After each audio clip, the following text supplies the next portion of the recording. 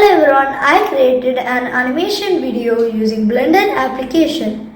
I selected cube shape. To start my animation, I changed the size and color of the cube using split option. In tool, I made a shape from cube and using extrude option created the hands and legs. Now the object shape is ready. Using rigging, I created the armature to the body. Finally, my animation is ready.